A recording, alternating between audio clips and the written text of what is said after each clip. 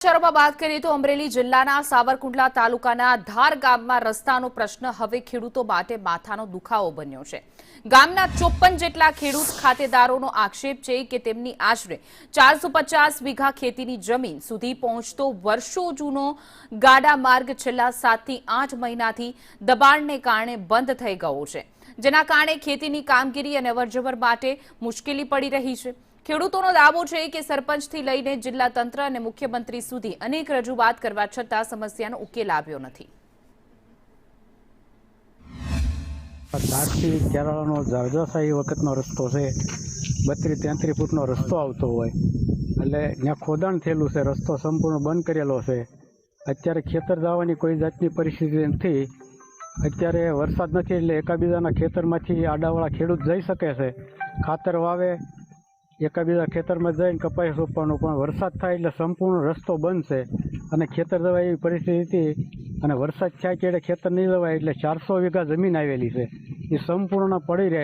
અને અહીંયા અમારો રસ્તો સંપૂર્ણ બ્લોક છે, રાજાશાહી વખતનો રસ્તો ચાલુ છે, પણ છેલ્લા 8 મહિનાનો રસ્તો અવરિત પરિસ્થિતિમાં છે, ચાલીને જવાય એવી પોઝિશન નથી। તો અમારી રજૂઆત ગ્રામ પંચાયતથી લઈ અને જિલ્લા વિકાસ અધિકારી સુધી લેખિત રજૂઆત પહોંચી ચૂકી છે। તો 8 મહિના થઈ ગયા, 11મા મહિનાની 2જી તારીખ વાતની રજૂઆત ચાલુ છે, હજી કોઈ અધિકારી આની સામે કડક પગલાં લીધા નથી। તો અત્યારે ચોમાસાની સિઝન આવી ગઈ છે તો અમારે અહીંયા ખેતર પહોંચવું કઈ રીતે એ ઓપ્શન ઊભો થયેલો છે। આ રસ્તો ઓછામાં ઓછા 8 મહિના થતો બંધ જ છે। હવે આ હું રસ્તાના થળ ઉપર જ છું કે આ રસ્તાના થળ ઉપર ચાલી નહીં જઈ શકું એમ નથી, ગાડી ટ્રેક્ટર વાહન કોઈ વસ્તુ જાય એમ નથી, પણ ચાલતાય જવાય એમ નથી। તો અમારા ખેડૂતોને તો કઈ વસ્તુ ખેતર ન લઈ જાય।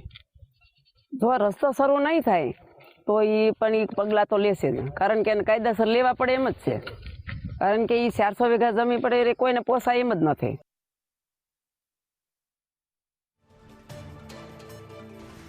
15 દિવસમાં કાર્યવાહી કરવાની માંગ ઉઠી રહી છે। ખેડૂતો પરેશાન થઈ રહ્યા છે। 400 વીઘાથી પણ વધુ જમીનનો રસ્તો બંધ થઈ ગયો છે। વર્ષોથી આ રસ્તો હતો, પરંતુ એ રસ્તો અચાનક અતિક્રમણને કારણે બંધ થઈ ગયો છે, જેના કારણે અનેક ખેડૂતો પરેશાન થઈ રહ્યા છે। ખેતરમાં જાય તો કેવી રીતે જાય? અત્યારે તો સામાન્ય રીતે એક પછી એક બીજાના ખેતરમાંથી જઈ શકે છે, પરંતુ ચોમાસું નજીક આવી રહ્યું છે, ચોમાસામાં આ પરિસ્થિતિ વિકટ પણ બની શકે છે। ત્યારે સતત સ્થાનિક ખેડૂતો માંગ કરી રહ્યા છે કે આ રસ્તો ફરીથી બનાવવામાં આવે।